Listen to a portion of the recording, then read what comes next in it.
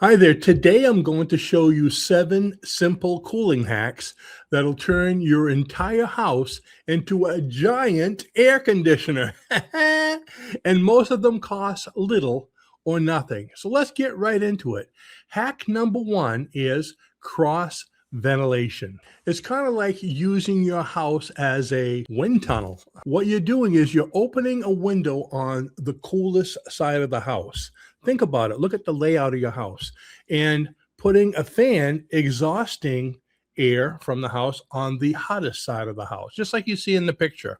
It doesn't have to be a big fan. It can be one of those small fans, but you want to make sure that you seal in the air around the fan. Otherwise, you're just going to be letting the hot air in as you're trying to push it out.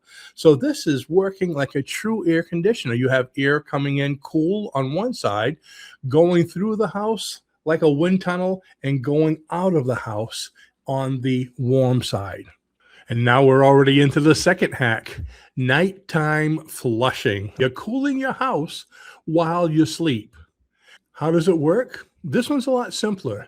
You open your windows and you let the cool air in. And again, keep the fans going, pushing the hot air out. And in the morning, before the sun comes up, or when you get up, because you might get up after the sun, close everything in the morning, trapping the cooler air. If it gets really hot throughout the day, you can use your air conditioner, but you trapped a lot of cooler air, so you got a good head start to go through the day. Hack number 3 is to seal the cool air in. You're going to close windows, blinds, and curtains by about 8 or 9 in the morning before it starts to get warm. Another great idea is to have blackout curtains.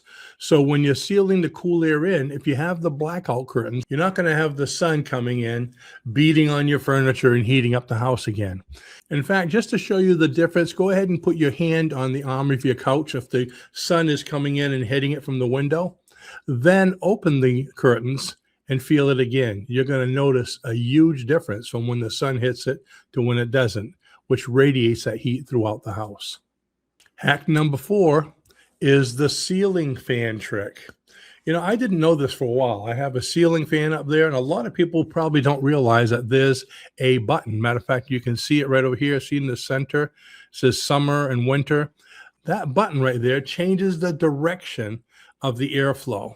So you want to have it on counterclockwise, which makes the air goes down. And I believe they're all that way. Again, you might have one maybe if you're in a different hemisphere and it goes the opposite, kind of like the water going down the drain of a toilet. But anyways, you want the air going down, whereas in the winter, you want the air going up. You see the difference? Bringing us right to hack number 5. This is cool. This is the 2-story chimney effect. So all my living space is on one floor, one story. But if you live in a 2-story building, especially someplace where you have a basement, okay, this works great. You open the windows on the bottom floors, letting the air come in. And on the top floors, you have the fans pushing the warm air out. Because remember, heat rises, so it's going to be going up. So why not have the cool air come up and push that out? Again, you're making your whole house a wind tunnel. Now, this works best at nighttime. And again, you can close your windows during the day. And if it's not too hot, just keep the fans going out once again on the warm side. But at nighttime, it's going to be cool all around. Isn't that great? Bringing us to hack number 6, attack the attic. Now, in the attic, I don't know what your house looks like, but a lot of times people will have ridge vents, they have gable vents, they have attic vents. It's important that these vents stay open to be able to let the hot air out. Do you know your attic gets so hot, it's almost like having a heater or a furnace on top of the area that you're trying to cool. In fact, your attic can reach about 120 degrees Fahrenheit. So that gets pretty darn hot. Maybe we should talk about using the attic as a stove in another video. That's neither here or there. So anyways, have the vents, whatever vents you have, open to let the air out. So you can still have your cool air coming in the lower floors, and it can be going out through those top vents. That can make a big difference in cooling off your house.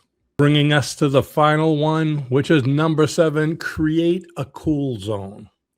Now, I've showed you inside my home during the winter when I showed you the heating situation where I have curtains over there and I have curtains over here. I have those insulated curtains and I close off those parts of the house. Well, guess what? I do the same thing in the summer. So, what you can do is you can close off rooms that you're not in. So, you can see in this picture, you closed off the spare bedroom, the dining room, the storage room, because you're in the living room and the bedroom, and let the cool air vent through or create your wind tunnel with those rooms if possible.